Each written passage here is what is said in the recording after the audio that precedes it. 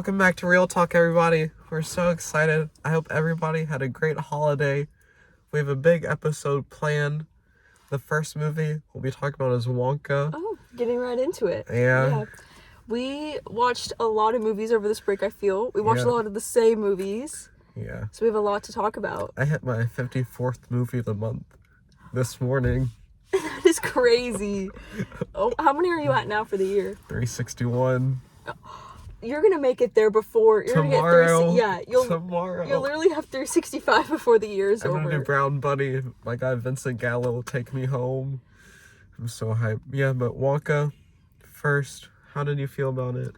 I have mixed feelings. I feel like, I don't know, I really hated it when I first watched it, but the more I sit with it, I was like, wait, it's kind of growing on me a little bit. Really? Well, it's not like I love it, but I don't know. It's just, I was like, I feel like if you don't like musicals, you just don't like fun. And it wasn't really the musical. Okay, you have to understand I'm a past theater kid, so musicals are very near and dear to me. But the musical part wasn't what was my issue with it. It was just I don't know, I don't think Timothy was the right guy for it to be H. I feel like he wasn't giving the Wonka energy. It felt so forced. That was my issue. It's the opposite for me. At first I saw it, I was like, eh. But more and more it sits with me, I hate it. I saw our former guest, Ruby Kalaus. She loves it. Gave it a 4.5. I say boo. Boo to okay, that. I disagree with that. I think I want to give it 4.5, but it wasn't the worst thing in the world. I saw some of my Letterboxd mutuals giving it not 5s, but they were they were liking it, and these episodes have just turned into us disagreeing and fighting. I just think it's such a lifeless movie, and I just don't think he captured the Wonka energy I wanted to. That was my issue. And also whoever wrote the songs is really funny. The words they were rhyming were so it was just, I don't know. Also, one thing that made me mad though is about how the way that the Oompa Loompa got to his factory, that is not canon. Okay, that in the first movie, that was not the explanation they gave, because the way that he got the Oompa Loompas in the original movie was that he saved them from an island. He saved them.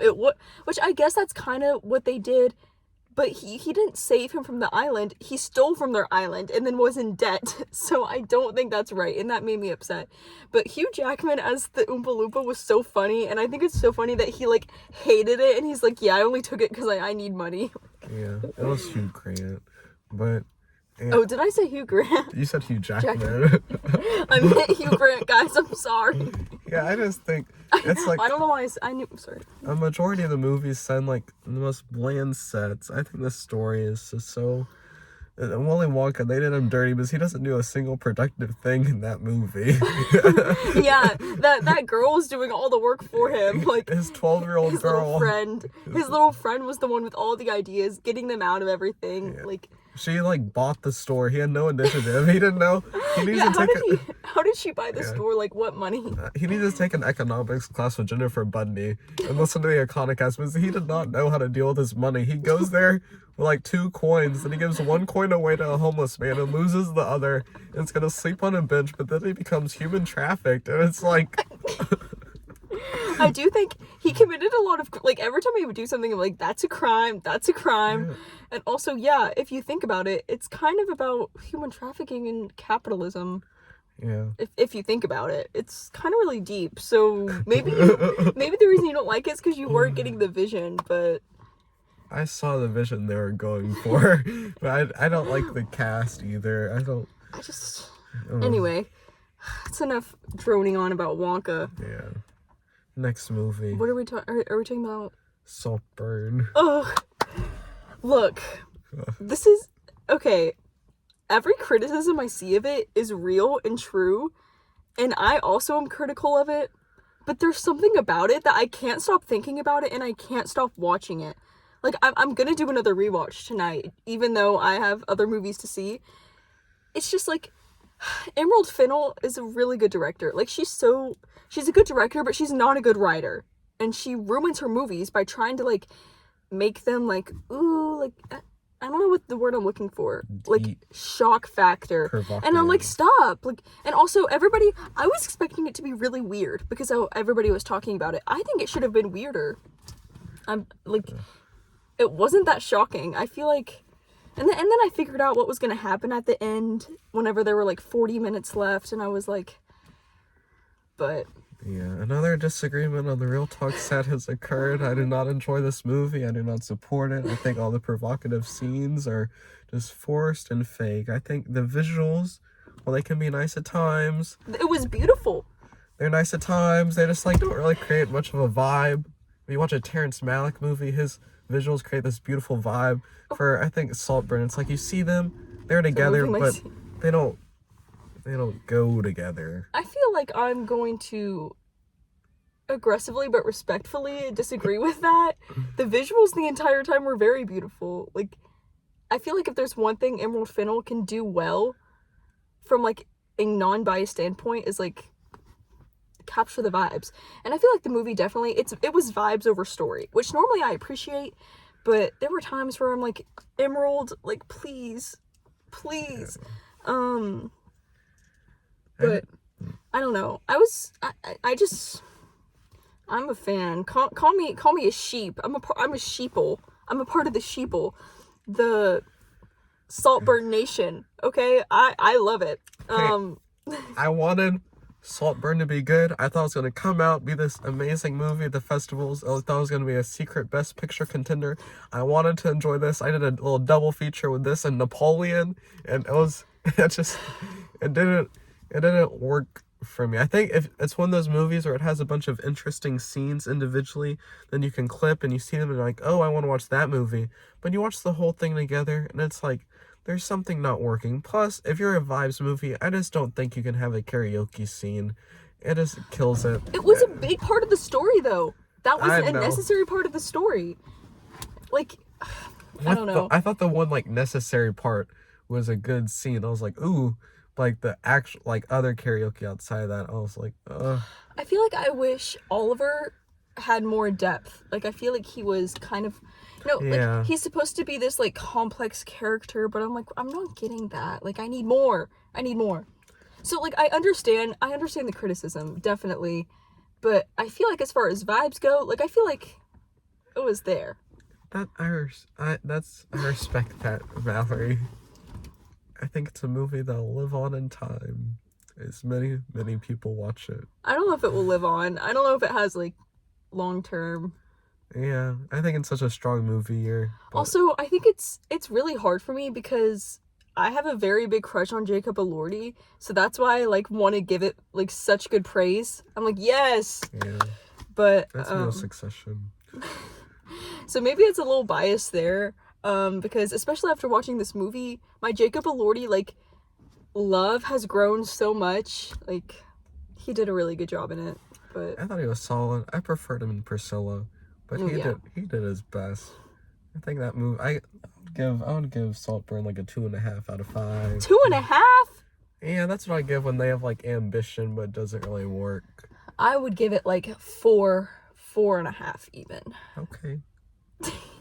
Okay, we can move on. We can talk. Maestro. Okay, we both really like this one, so maybe we can come to like some. Well, You don't like it? I like it. I think it's an enjoyable movie.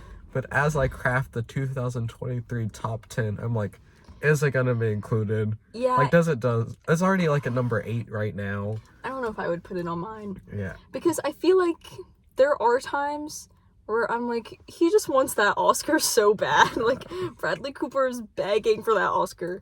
So, I don't know. I feel like this is the general consensus, is that it felt so long. Like, it felt longer than Killers to me. And I think I was very impressed with it. I think it's a good movie. That's, like, some of the best black and white, like, film, like, the way it looks. That's the best that I've seen it look in a very long, like, in recent years. It looked very good, the black and white portion. And I love how they use the color there. But I wish that it was more about the artistic process and vision of Maestro other than just his affairs. You know, like I feel like it was more about his affairs than his creative. Yeah, the whole side. movie felt a little dry and off bat. I enjoy it, but like the criticisms for it's like a little shallow. Yeah. And they have a cool scene where like, he's writing the music, then you hear the music in the background. Like it spreads itself a little thin. I agree. It had some good transitions, but as far as performances go too, Carey Mulligan, here. Bradley. Yeah. I have Bradley in the best actor top 5 now, but like he's at like number 5. Okay, yeah. And like I think as we watch more 2023 movies, he'll probably fall out of that race. I still enjoyed it a lot, but I don't know. I have mixed feelings about it. I think I was also expecting it to be so great, and then I was like, maybe I overhyped it going into it. Yeah, I thought it was gonna be really like a strong movie, but like as I think about it more, I'm just like my appreciation for it has fallen more and more. It's good, but like it could have been much, much better. I agree. We watched a lot of flops over break. I've been disappointed a few times between that and Wonka. I was a little disappointed by both. Because I heard everyone being like, Wonka's so good. And I was like, okay, maybe I have like a wrong bias against it. I'll watch it, let go of the bias, and then I was like, I mean, I still enjoyed it. I know that's not your feeling.